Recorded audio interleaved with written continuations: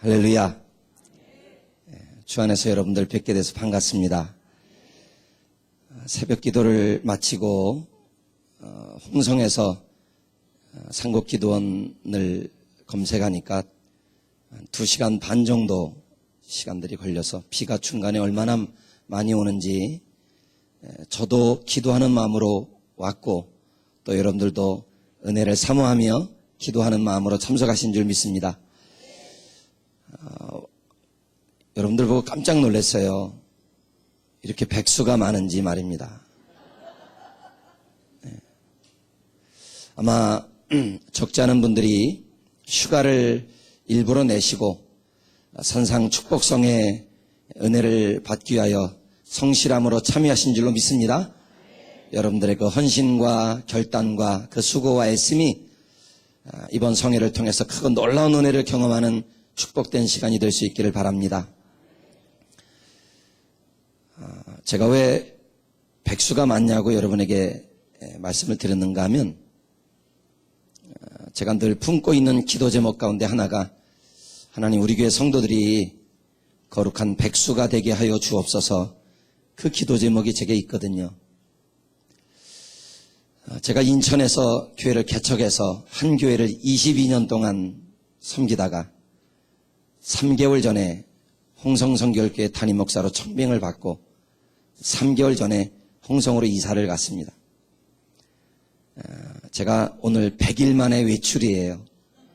얼마나 감사한지 모르겠습니다. 목사님 불러주셔서 저 홍성 시골 구석에 있다가 도시로 오면서 빌딩도 보고 멋진 건물들도 볼 수 있는 기회가 주어진 것이 얼마나 감사한지 모르겠습니다. 그때 교회를 개척할 때 성도가 없지 않습니까? 상가 건물 30평 얻어서 개척을 했는데 성도들도 없고 할머니 두 분이 있었어요. 할머니 두 분, 72세 83세. 그분이 저의 유일한 전도 동행자들이었습니다. 그런데 제가 목회했던 부평 포계동은 아파트가 없이 빌라나 다세대 주택, 연립주택이 많은 지역이라 5층짜리 연립에 엘리베이터가 없잖아요. 그런데 꼭 전도 대상자는 501호에 살아. 그런데 83세 되셔서 류마티스 관절염에, 퇴행성 관절염에 골다공증을 앓고 있는 할머니가 5층을 잘 올라가시느냐? 못 올라가시는 거예요. 그럼 제게 그렇게 이야기를 하셨던 때가 있어요. 목사님, 501호에 전도생자가 있는데 나는 못 가. 그런 일들이 여러 번 있을 때 하나님께 제가 그런 기도를 드렸어요. 하나님, 우리 교회 연세 드신 분들도 소중하지만 이왕이면 젊은 것들 가운데 거룩한 백수가 많아지게 하여 주옵소서. 먹고 살기 힘들다고 공장 다니고 직장 다니고 돈 벌러 다니는 것도 중요하지만 제가 기도했던 백수는 이런 백수예요. 여러분 동의가 되시면 아멘 하십시오. 남편 혼자 벌어도 먹고 살기 충분한 백수. 남편 혼자 벌어와도 1년에 해외여행 몇 번쯤 가도 까딱없는 백수. 남편 혼자 벌어와도 자식 새끼 공부시키는 거 전혀 문제가 없는 백수. 남편 혼자 벌어와도 루이비통, 까르띠에 명품 가방 1년에 한두 개씩은 살 수 있는 여유가 있는 백수. 남편 혼자 벌어와도 레저 생활 즐기고 마음껏 활동할 수 있는 백수. 아멘. 주여 그런 백수가 많아지게 하옵소서. 그걸 제가 10년 동안 개척하고 10년 동안 그 기도를 했어요. 그러다가 그 기도를 딱 멈췄는데 멈췄던 이유는 하나예요. 하나님이 응답을 해주셔서 정말 싱싱하고 젊은 것 가운데 백수가 많이 생기면서 이제는 교회 안에서 성경 공부할 수 있는 대상도 생기고 함께 전도 나갈 수 있는 전도 팀들도 생기고, 그러다가 그 기도를 멈춘 이유는 하나님이 제 기도를 얼마나 세게 들어주셨는지 남자들까지 백수가 돼서 제가 그 기도를 멈췄는데, 어찌되었든 이 산상 축복성회에 기대하는 마음으로 오신 분도 계시고 일부러 휴가를 내서 오신 분들도 계실 텐데 하나님의 큰 역사가 이번 산상 축복성에 넘쳐나게 되기를 주의 이름으로 축복합니다. 제가 여러분 교회 홈피 들어가서 그동안 여름 산상 축복성에, 겨울 산상 축복성에 강사가 도대체 어떤 인간들이 왔었나 하고 검색을 해봤더니 기가 제가 쫄았어요. 왜냐하면 우리 한 목사님의 덕망과 또 실력이 또 한국 교계에 미치는 영향이 있으셔서 그런지 범교단적으로 내노라 하는 정말 탁월한 강사분들이 다녀가셨는데 거기에 2017년도 여름 산상 축복성에 저를 껴주셨다는 게 가문의 영광이고 이건 정말 홍성교의 영광이다 싶어서 얼마나 감사하면서도 기뻤는지 모릅니다. 그리고 또 보내주신 포스터에 보니까 내일 오시는 부산 대연교회 임 목사님, 또 그 다음날 오시는 서산교회 김영배 목사님, 제가 잘 아는 지인들인데 제가 감히 그분들의 신들매를 감당하기도 조차 어려울 만큼 그렇게 훌륭하신 목사님들이 또 줄지어서 말씀을 전하시게 됩니다. 하나님께서 저를 통해서 오늘 낮과 저녁 시간에 부어주실 하나님의 은혜를 기도하고 저도 성실함으로 준비해서 여러분과 함께 말씀을 나눌 때 여러분 모두에게 큰 은혜가 있기를 축복합니다.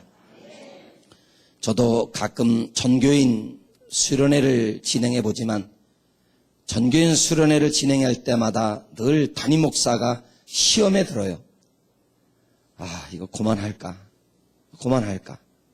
왜냐하면 좀 성도들이 같이 움직여주면 좋을 텐데 얼마나 이렇게 뺀질거리는지, 오래전에 휴가 일정을 가족들이 다 맞춰놨다는 핑계로부터 시작해서 바쁘다, 휴가 일정이 안 맞는다 하는 마음으로 이런저런 핑계를 대고 외면하는 성도들을 볼 때마다 좀 아쉬움이 있지만 이렇게 분주한 일상 속에 비가 오는 가운데서도 열심으로 참석해 주신 여러분들, 우리 중앙교회의 기둥이요 또 여러분들이 알곡이요 보배인 줄로 믿습니다.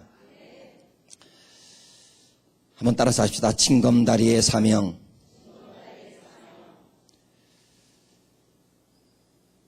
성경은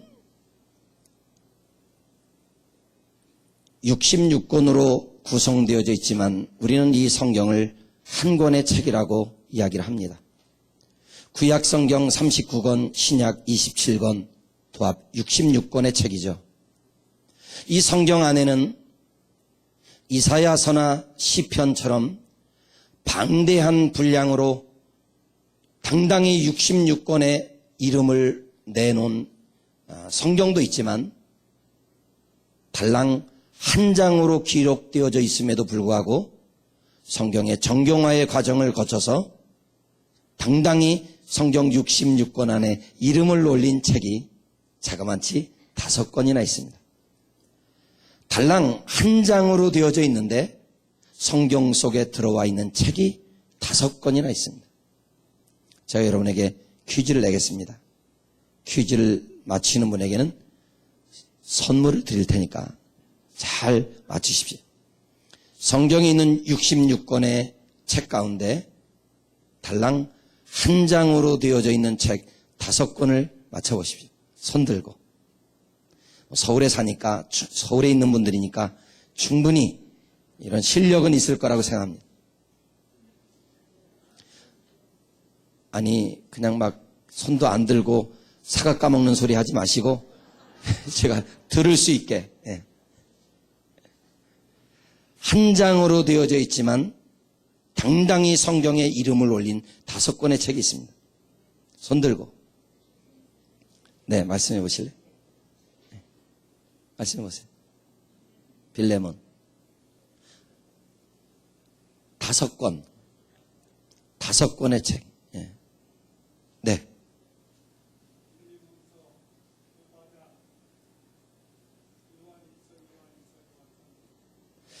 주여. 한 80%는 맞으신 것 같아요. 근데 여러분 표정을 보니까 상품 안 받을래.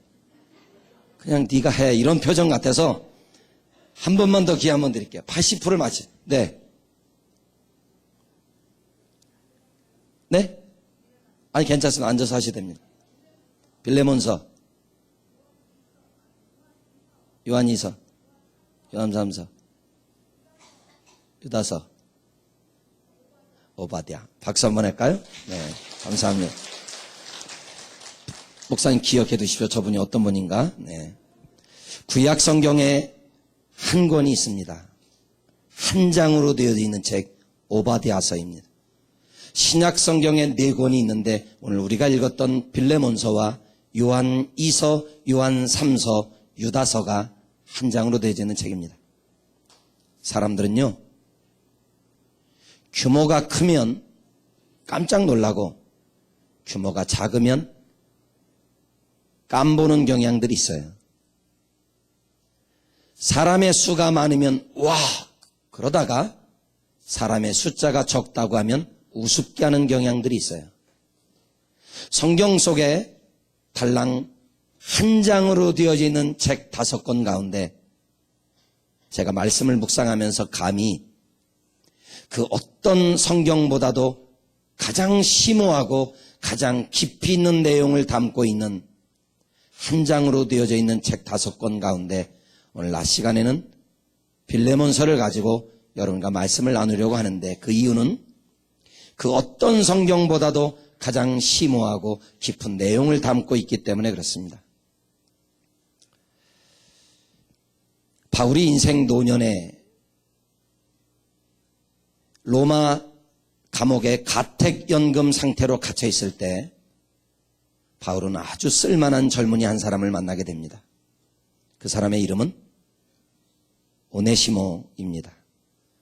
오네시모라고 하는 이름의 뜻은 유익한 자, 누구누구에게 도움을 주는 자라고 하는 아주 좋은 이름의 의미를 갖고 있습니다. 이 오네시모가 바울을 어떤 경로를 통해서 만나 복음을 전해 듣게 되었는지는 알 수는 없으나 바울이 로마 감옥의 가택연금, 그러니까 외부 출입은 외부로 나갈 수는 없지만 자기를 찾아오는 사람들은 만날 수 있는 그런 구금되어져 있는 상태 속에서 바울이 오네시모를 만나고 그 오네시모에게 복음을 전해줍니다. 그리고 오네시모를 만나서 하나님의 말씀을 몇 번 가르쳐 주다 보니 요놈이 아주 똘똘한 거야. 영특한 거예요. 이 친구 봐. 이 쓸만한데? 하고 바울이 오네시모를 만나서 복음을 전하고 말씀으로 양육하는 시간 동안 바울은 아주 쓸만한 젊은이 한 사람을 만난 것 때문에 기뻐하고 행복해합니다.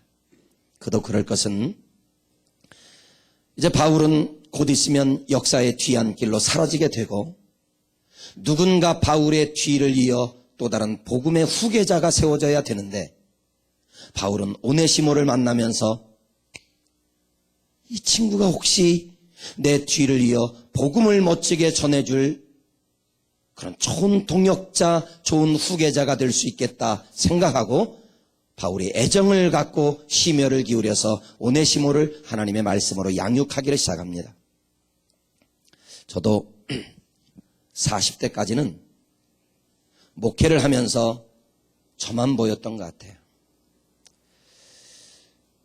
저만 보이고 제 자신만 보이고 내 교회만 보였는데 나이가 50이 넘어가면서부터 내 주변에 있는 후배들이 보이기를 시작했어요. 저는 참 감사하게도 32살에 교회를 개척했습니다. 정말 아무것도 모르는 부목생활 2년 하고 개척을 나가서 30평 상가 건물에 월 60만 원씩 2천만 원의 보증금을 내고 교회를 개척했어요. 상가교회가 얼마나 어려운지, 임대교회 개척교회가 얼마나 어려운지 뼈저리게 느꼈습니다. 개척한 지 3개월 만에 집사람이 만삭이었을 때 개척을 했는데 아이를 낳는데 개척하고 3개월 만에 집사람이 제게 그러는 거예요. 예담아빠, 분유가 떨어졌는데 어떡하지? 저는 제 생전에 내 아들 3,400원 하는 분유 한 통 사 먹일 만한 능력이 없는 무능한 아빠가 될 거라고는 상상도 못했어요. 개척교회, 임대교회가 얼마나 어렵고 힘든지, 경제적으로도 어렵고 자존심 상하는 문제들이 얼마나 많은지 뼈저리게 느꼈어요. 그러던 가운데 정말 하나님의 기적 같은 은혜로 힘들지만 어렵지만 그래도 열심히 전도하니까 하나님이 조금씩 교회를 성장시켜 주셨어요. 30평에 있다가 60평으로 가고 60평에 있다가 140평으로 가고 140평에 있다가 210평으로 가고 그렇게 10년 동안 상가를 전전하다가 개척한 지 꼭 10년 만에 600평의 성전을 24억을 들여서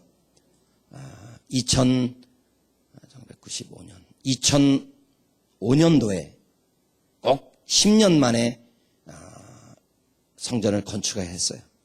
그러면서 성전을 멋지게 건축하고 나니까 상가 시절에는 그렇게 전도해도 안 오던 것들이 성전을 딱 건축하고 나니까 사람들이 찾아오는데 60%는 전도팀에 의해서 교회를 나오고 40%는 자기 발로 수평 이동으로 교회를 찾아오는데 개척하고 건물 딱 짓고 2년 만에 본당 350석의 자리가 앉을 자리가 없이 꽉 찬 거예요.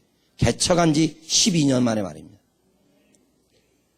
1부, 2부 예배를 드리고 성도들이 400명, 500명 치고 넘어갈 때 하나님이 제게 그런 부담감을 주셨어요.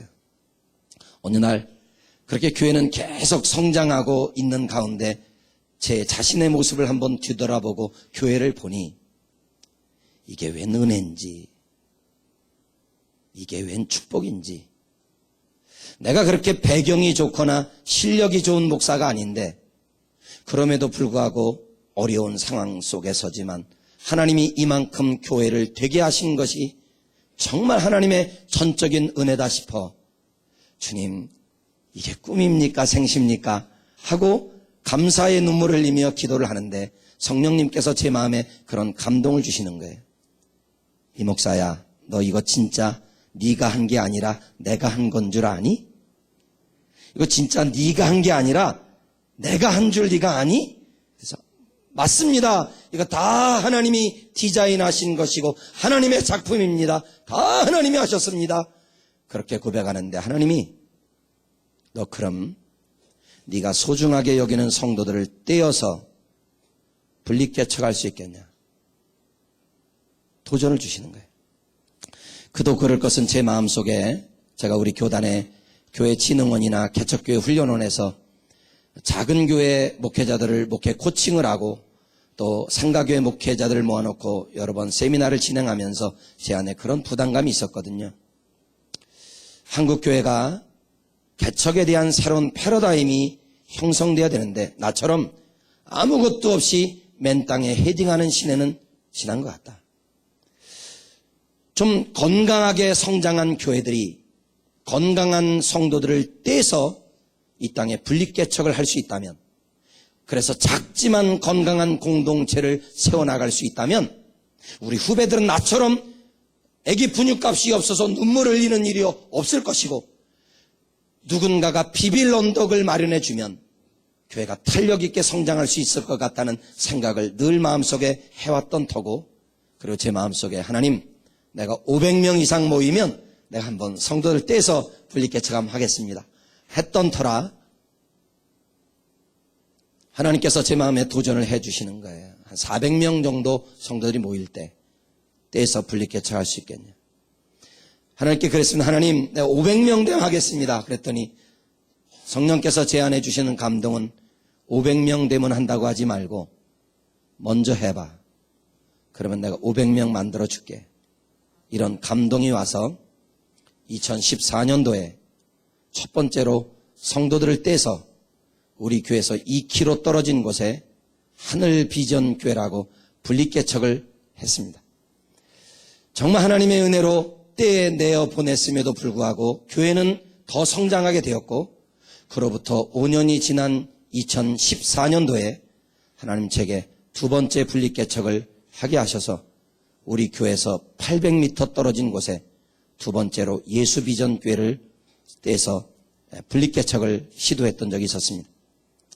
제가 꿈꿨던 인천에서의 목회는 하나님, 내가 은퇴할 때까지 내가 10개 교회를 분립개척하고 싶습니다.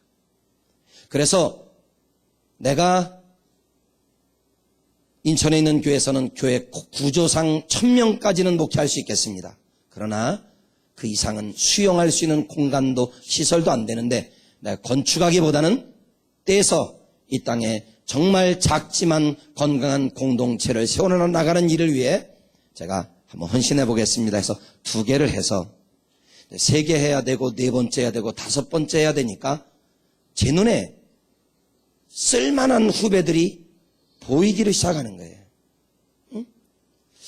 저 친구 한번 투자해볼까? 저 친구 한번 키워봐. 물론 내가 키우는 건 아니지만 야, 저 친구 한번 관심 가져볼 수 있겠다 하고 정말 눈빛이 살아있고 영혼에 대한 사모함이 있고 사랑이 있고 하나님의 말씀에 대한 갈급함이 있는 눈빛이 살아있고 총기가 있는 후배들이 제 눈에 들어오기 시작하는 거예요. 지금 바울이 오네시모를 보고 이 친구 봐 쓸만한데 하고 관심을 갖고 오네시모를 향해 하나님의 말씀으로 깊이 양육을 시키면서 바울은 점점 오네시모를 향한 마음이 굳어지기를 시작합니다. 이 친구 내가 한번 키워버리라. 내가 죽기 전까지 이 친구 한번 멋지게 사역자로 한번 만들어버리라. 그런 마음을 가지고 심혈을 기울이고 정성을 기울여서 오네시모를 말씀으로 양육하고 있었던 어느 날 오네시모가 바울을 찾아와요. 선생님, 오늘은 성경 공부하러 온 게 아니고요. 선생님께 드릴 말씀이 있어 왔어요. 뭔데?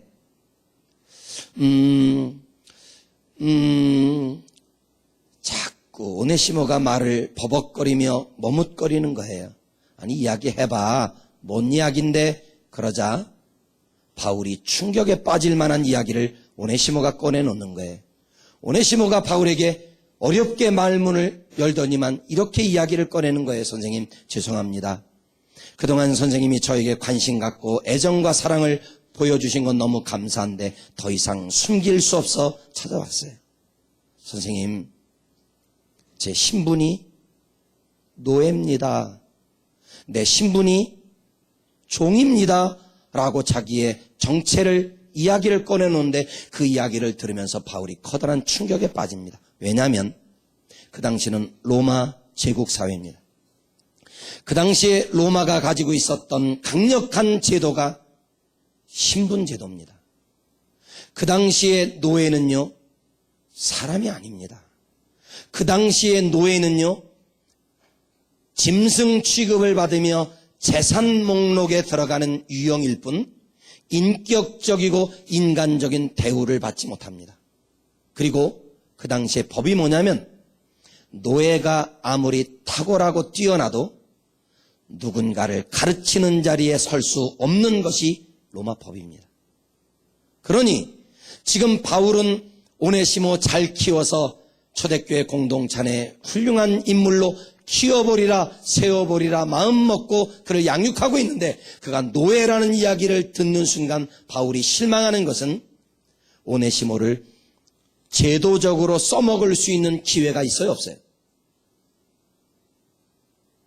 말이 맑았지 않으세요? 대답을 안 하세요. 예? 오네시모를 제도적으로 써먹을 수 있는 길이 있어요 없어요? 없어요. 바울이 가슴을 치는 겁니다. 야, 네가 노예라니. 내가 너 얼마나 쓸만한 놈이라고 내가 너를 향해 애정을 갖고 정성을 투자하고 있는데 야, 네가 노예라니. 바울이 큰 실망을 해요.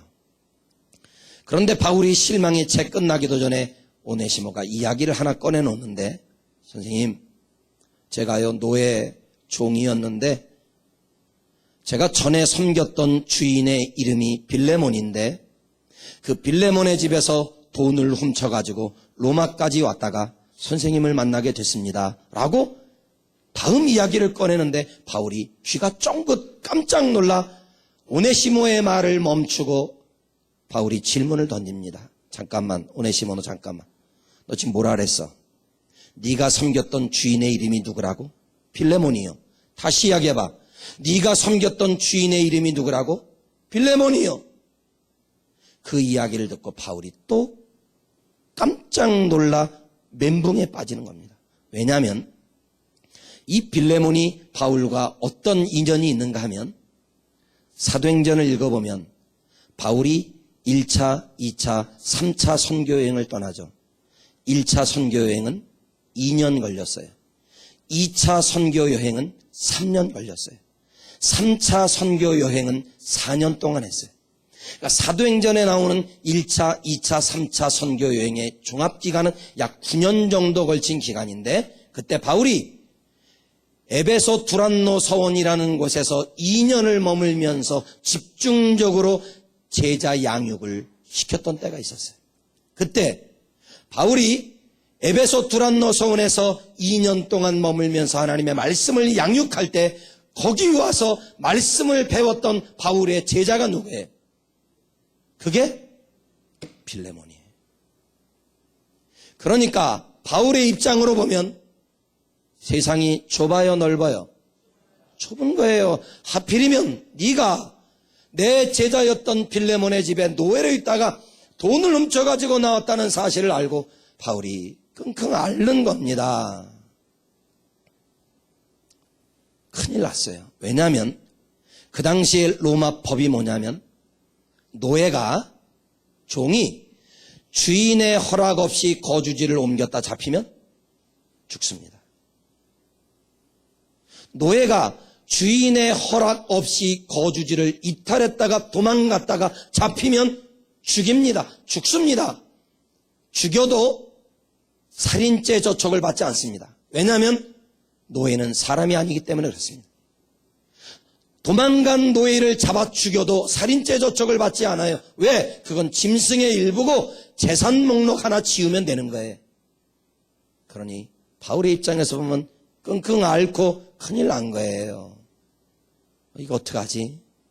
이놈이 도망 나왔는데 로마 법대로 따지면 어떻게 돼요? 죽는 거예요. 그러던 가운데 바울이 고민을 거듭합니다. 그때 오네시모가 바울을 찾아온 이유는 이런 의미였을 것 같아요. 전에는 몰랐는데 복음을 듣고 말씀을 가르침을 받으면서 자기가 행한 일이 잘못된 일이라는 사실을 깨닫고 회개하는 마음으로 바울을 찾아왔고, 그리고 복음을 듣고 구원의 감격을 경험했던 오네시모가 이거 갚아야 된다.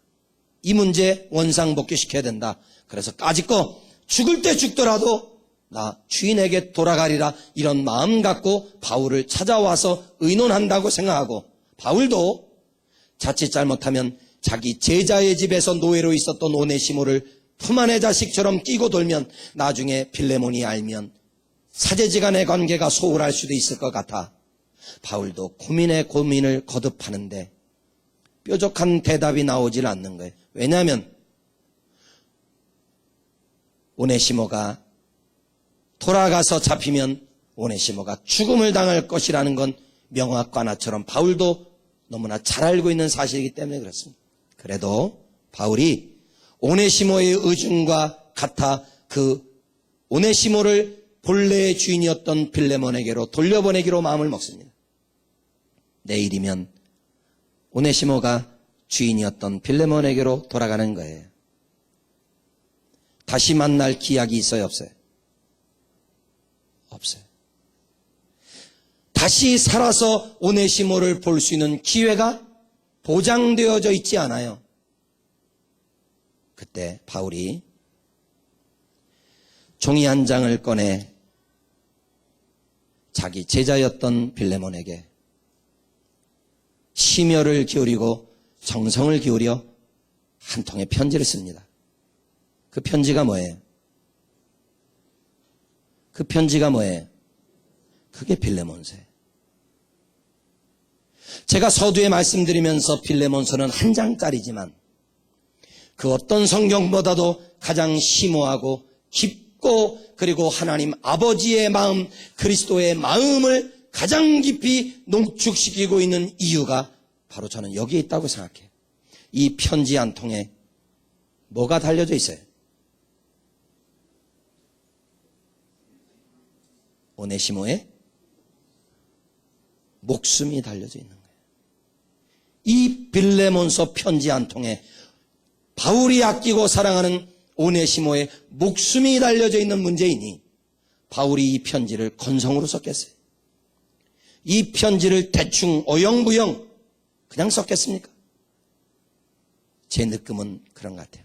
아마 편지를 한 장 딱 꺼내놓고, 물론 그때는 이런 종이는 아니었겠지만 말입니다.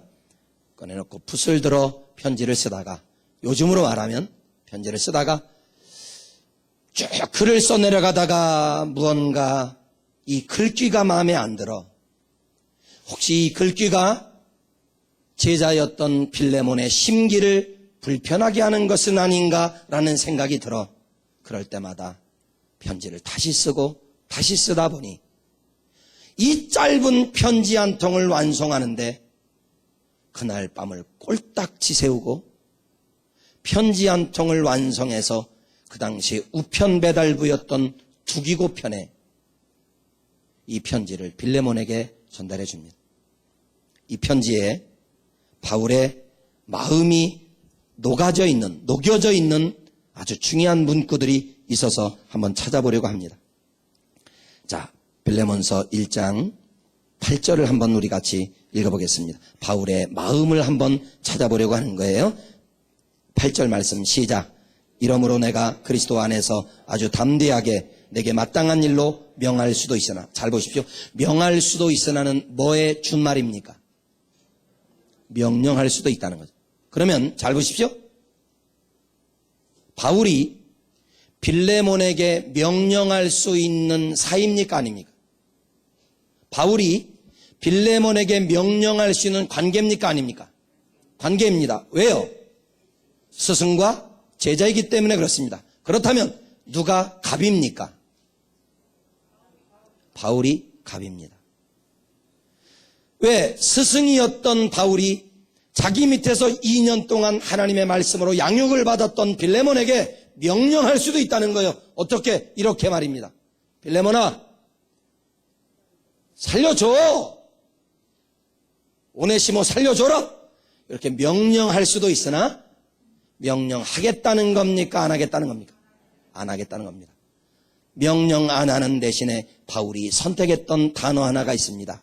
9절과 10절을 읽고 명령에 상반되어지는 한 단어를 주목해 보십시오. 9절 10절 시작. 도리어 사랑으로서 간구하노라. 나이가 많은 나 바울은 지금 또 예수 그리스도를 위하여 갇힌 자 되어 갇힌 중에서 낳은 아들 오네시모를 위하여 내게 간구하노라. 어떤 단어입니까?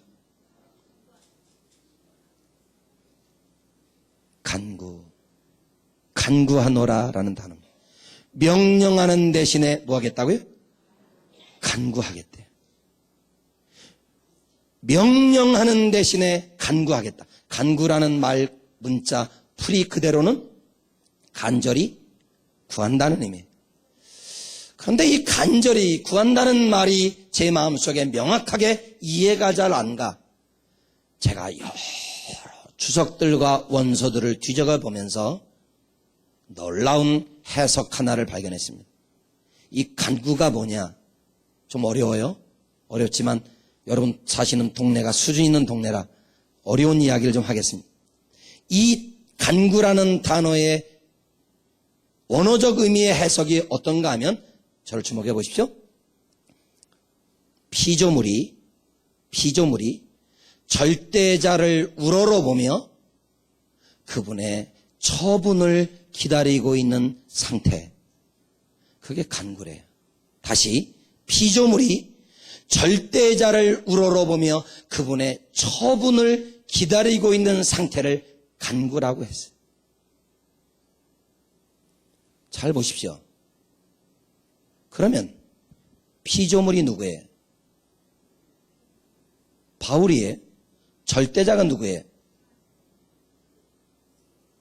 빌레몬이에요.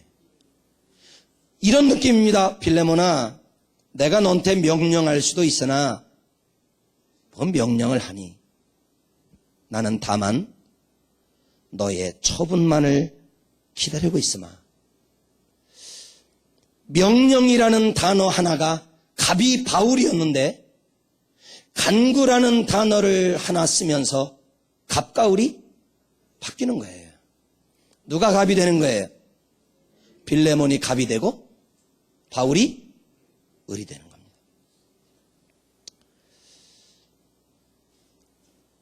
3년 전쯤인가 울산 성결교회로 부흥회를 한번 갔던 적이 있었습니다.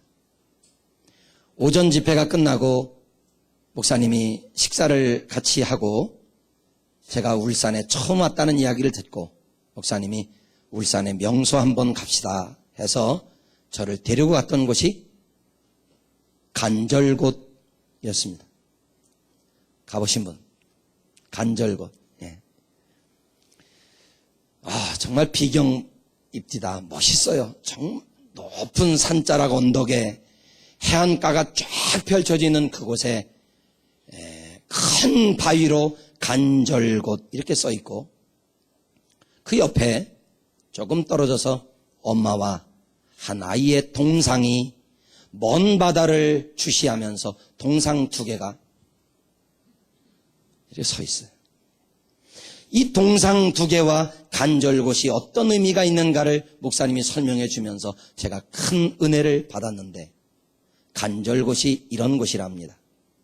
이 동상 두 개는 하나의 동상은 엄마고 하나의 동상은 자녀입니다.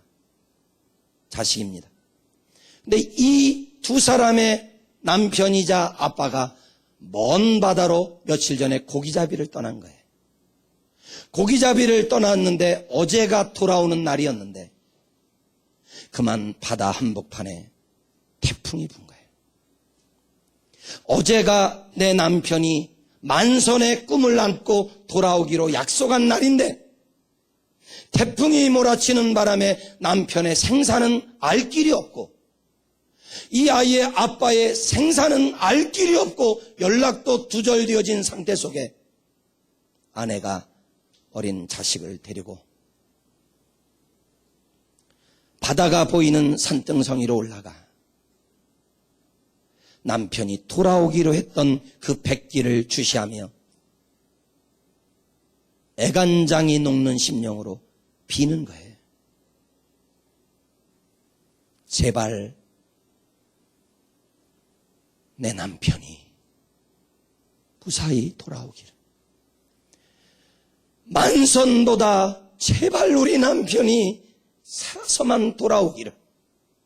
제발 우리 아빠가 건강하게 돌아오기를 간절히 간이 절절히 녹아내리듯이 남편의 무사 귀환을 위해 빌었던 곳. 그게 간절곶이래.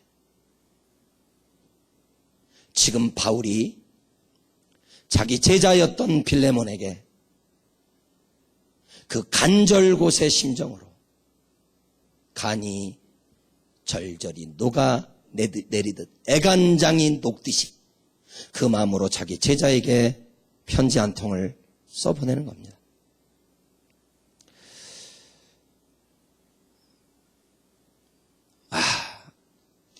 그뿐만이 아닙니다. 9절을 한번 읽어보면서 이런 말은 안 해도 될 텐데 바울이 정성을 기울일 뿐만 아니라 자존심까지도 내려놓고 있는 모습을 봅니다. 9절 다시 한번 읽겠습니다. 시작. 도리어 사랑으로서 간구하노라. 나이가 많은 나 바울은 지금 또 예수 그리스도를 위하여 갇힌 자 되어. 바울이요 자존심도 내려놔요. 자기 제자에게 지금 빌레몬아 내가 너의 처분만 기다리며 바라볼게.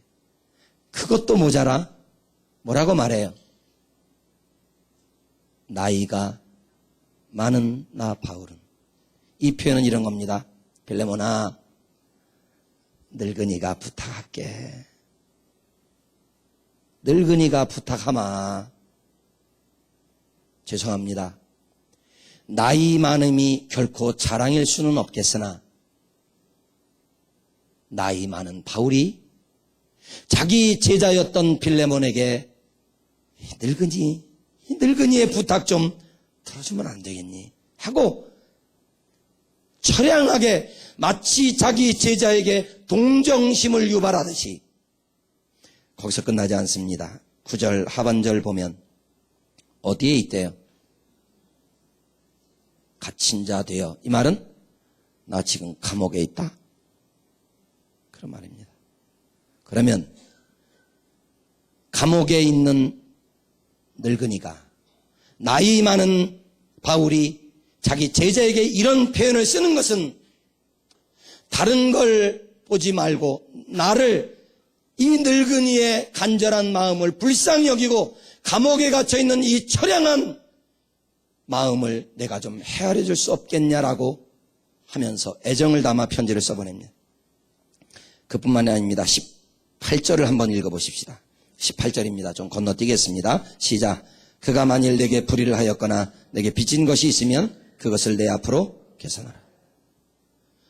오네시모가 뭐 훔쳐갖고 왔다고요? 돈이요. 그거 계산서 누구한테 보내래요? 바울한테 보내래요. 근데 바울이 어떻게 하겠다는 겁니까? 갚아주겠다는 겁니다. 그런데 제가 볼 땐 이건 뻥입니다. 왜냐하면 바울의 자비량 선교사로서 직업이 텐트 만드는 일 아닙니까?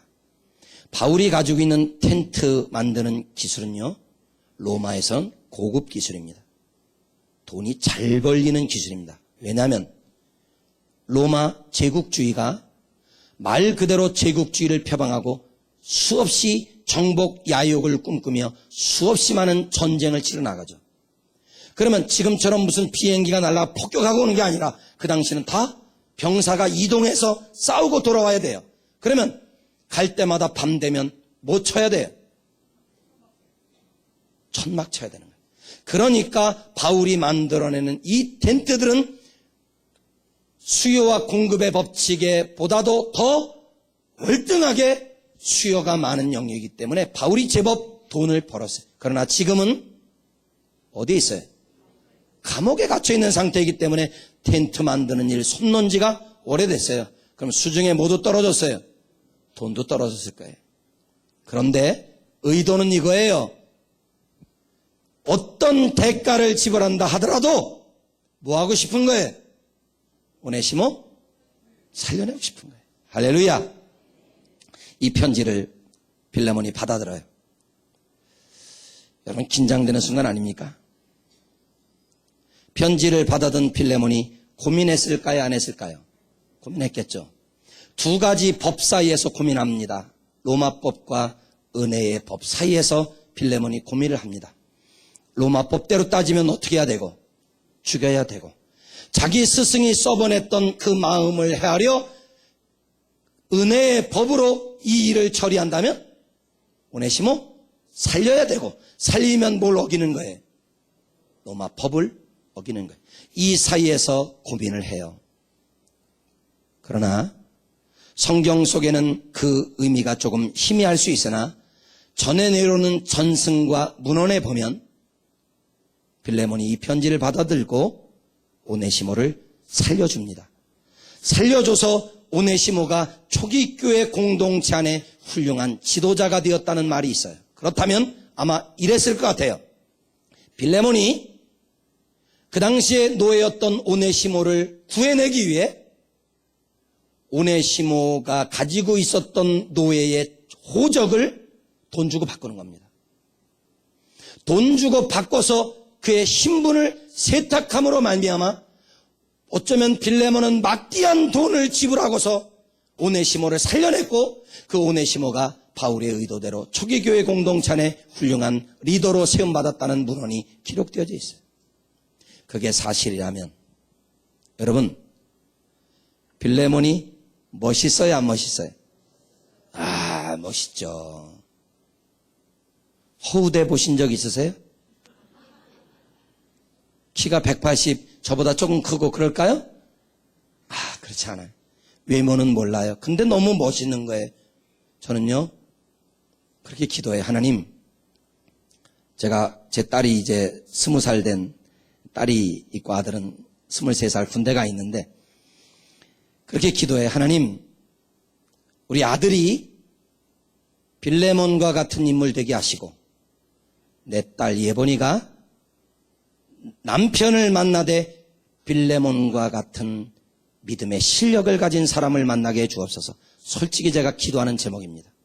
왜냐하면 나 빌레몬이 너무 멋있는 거예요. 이 다음에 천국 가면 내 꼭 빌레몬 찾을 거예요. 천국 들어가면서 빌레몬 씨 이렇게 한번 찾아보고 싶어요. 그리고 신약성경에 달랑 한쪽에 기록되어져 있는 그 빌레몬이 당신 맞습니까? 손 한번 잡아보고 싶어요. 왜? 너무 멋있는 거예요. 왜 멋있는가? 잘 보십시오.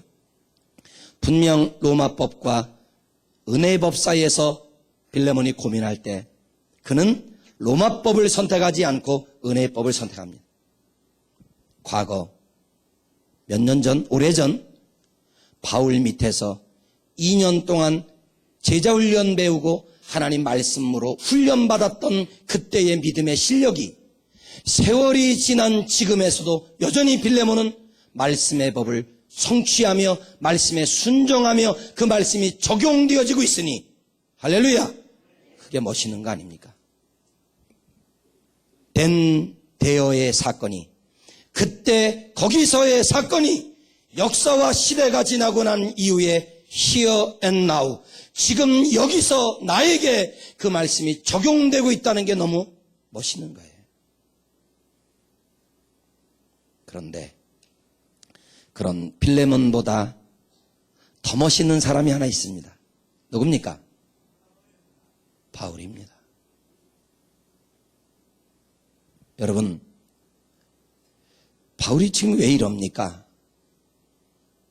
노예요, 종이요, 로마법대로 사회적인 제도 안에 쓸모없는 인격적인 대우를 받지 못하는 노예 오네시모. 왜 지금 바울이 밤잠을 설쳐가며 편지 한 통 써내려가기 위해 끙끙거리고 있습니까?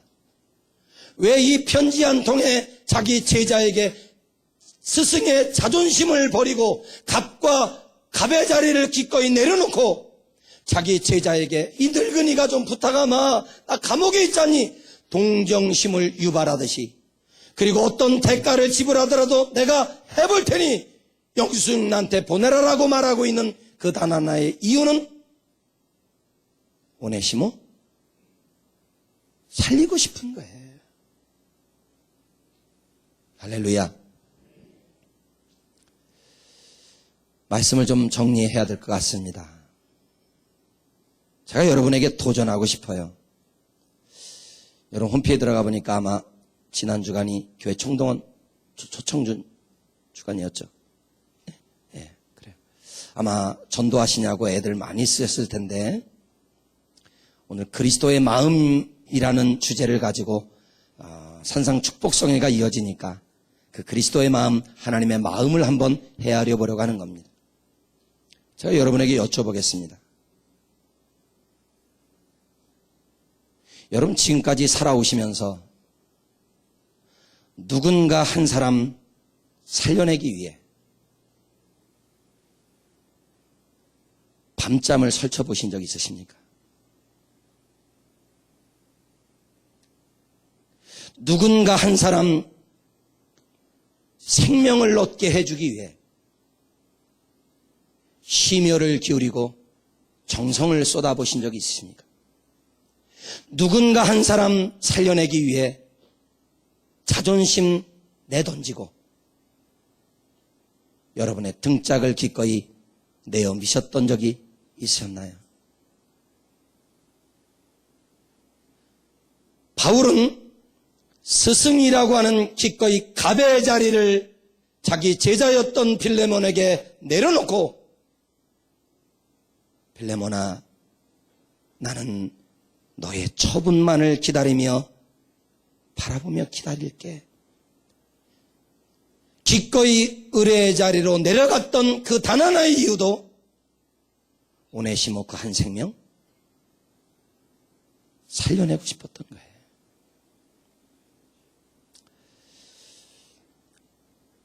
저도 한 교회에서 22년 동안 목회하다가 3개월 전에 홍성 내려갔다 그랬지 않습니까?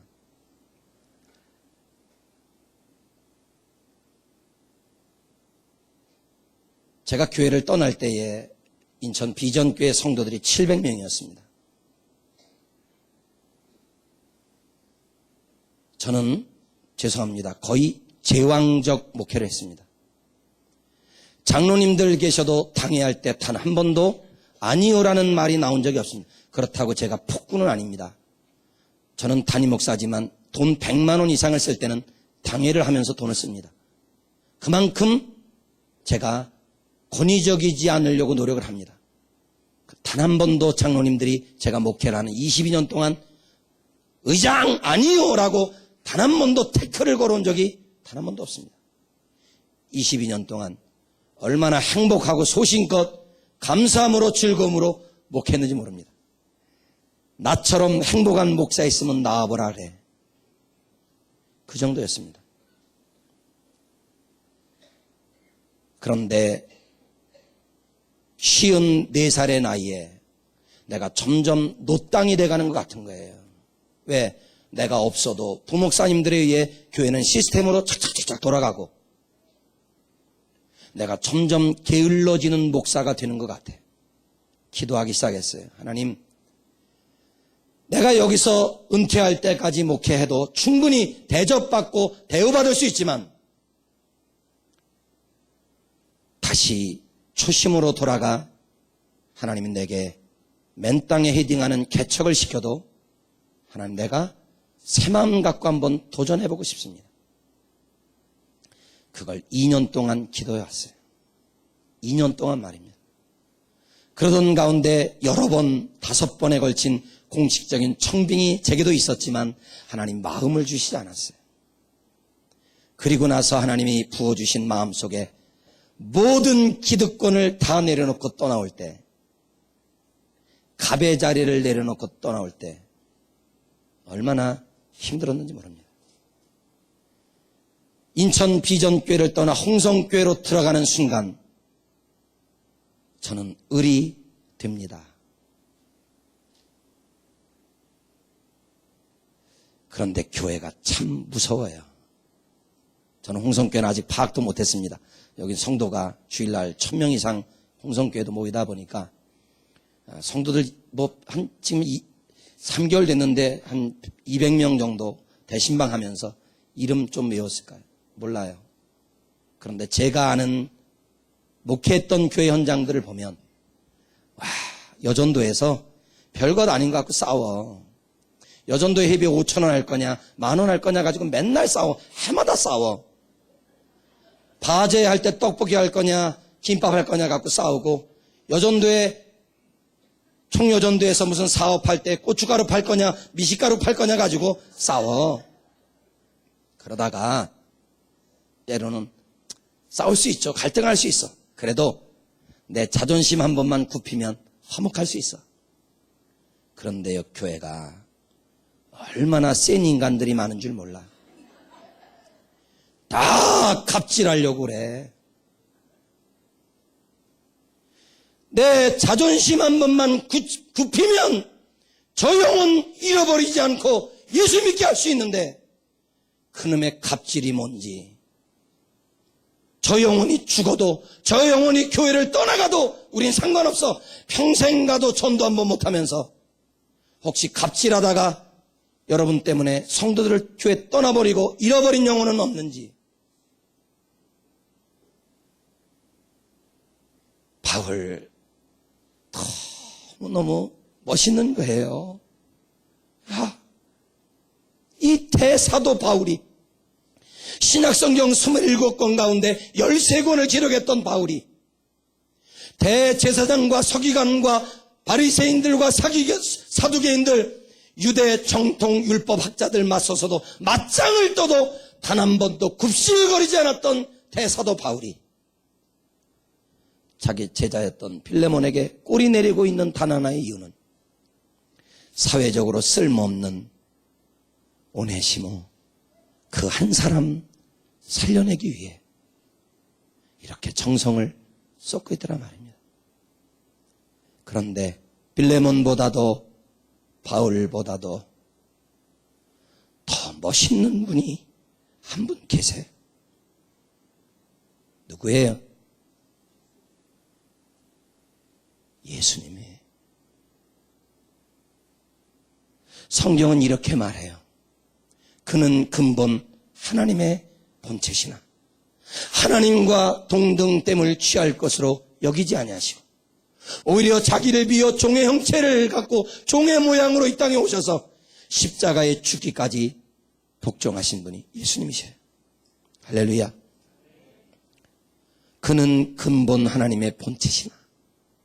이 말은 주님이 갑이시라는 거예요. 그런데 그 갑의 자리를 내려놓으시고 육신을 입고 이 세상에 오신 단 하나의 이유. 누구 때문에? 누구 때문에? 나 때문에. 이 감격이 여러분에게 있어야 합니다. 그게 그리스도의 마음이에요.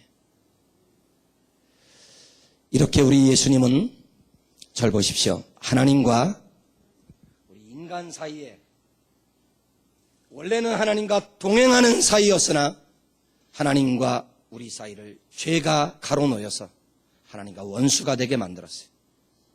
그래서 인간의 어떤 노력으로 어떤 선행으로 어떤 공로로 하나님께 나아갈 수가 없게 되었을 때 예수님께서 친히 육신을 입고 이 세상에 오셔서 하나님과 나 사이에 원수되어졌던 이 관계를 이어주기 위해 예수님이 십자가로 뭘 누신 거예요?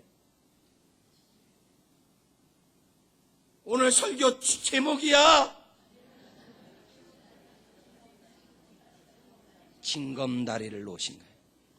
하나님과 나 사이에 죄로 인하여 멀어지고 갈 수 없는 이 사악한 삶의 길에 그는 근본 본체셨던 하나님이, 근본이셨던 우리 예수님이 육신을 입고 이 세상에 오셔서 십자가로 징검다리가 되어주셔서 그 예수님 딛고 천국으로 가라고, 그 예수님 밟고 영생의 자리로 나아가라고 예수님이 친히 십자가에서 징검다리가 되어주신 거예요.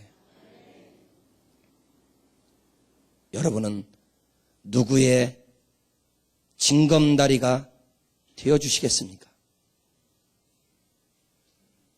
이번 산상 축복성회를 통해 다시 한번 그리스도의 마음을 회복하고 교회로 돌아가 믿음이 연약한 자에게 복음의 징검다리가 되어주고 예수 믿지 않는 가정 안에 들어가 남편과 자식들, 예수 믿다가 믿음에서 파손되어진 영혼들, 예수 믿지 않는 영혼들을 향해 복음의 징검다리가 되어주고 사랑의 징검다리가 되어주고 여전도회, 남전도회, 학생회, 청년회 소속 기관으로 들어가 화평의 징검다리가 되어주고 그래서 그리스도의 심장을 가지고 하나님의 마음으로 멋지게 사역을 감당해낼 수 있는 우리 중앙교회 성도님들이 다 되시기를 주의 이름으로 축원합니다.